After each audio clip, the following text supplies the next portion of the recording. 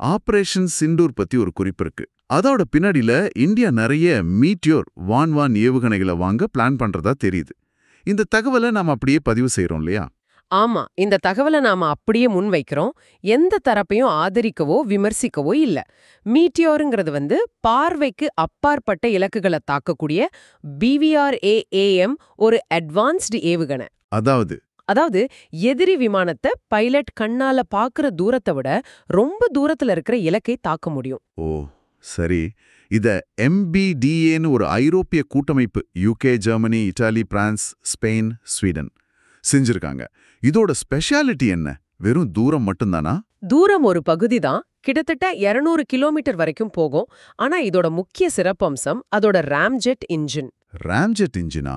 ஆமா, இத ஏவுகணைக்கு ஒரு த்ராட்டில் மாதிரி யோசிச்சுக்கோங்க. மத்த ஏவுகணைகள்ல எரிபொருள் தீர்ந்ததும் வேகம் குறைஞ்சிடும். ஆனா ராம்ஜெட் இன்ஜின் காத்த உள்ள இழுத்து எரிபொருளோட கலந்து பறக்கும் போதே வேகத்தை கட்டுப்படுத்த முடியும். குறிப்பா இலக்க நெருங்கும் கடைசி நேரத்துல வேகத்தை அதிகப்படுத்தவும் முடியும். Income acceleration. ஓ அப்படியா? இதனால எதிரி விமானங்கள் இத தவிர்க்கிறது ரொம்ப கஷ்டம். அடேங்கப்பா. இது தவிர ஆக்டிவ் ராடார் சீக்கர், இருவழி டேட்டா லிங்க் பத்தியும் குறிப்புகள் இருக்கு. அத கொஞ்சம் எளிமையா சொல்லுங்களேன். ஆக்டிவ் ரேடார் சீக்கர்னா அந்த ஏவுகணைக்குள்ளேயே ஒரு குட்டி ரேடார் இருக்குன்னு வச்சுக்கோங்க. அதுவே இலக்க தேடி துரத்தி போய் தாக்கும்.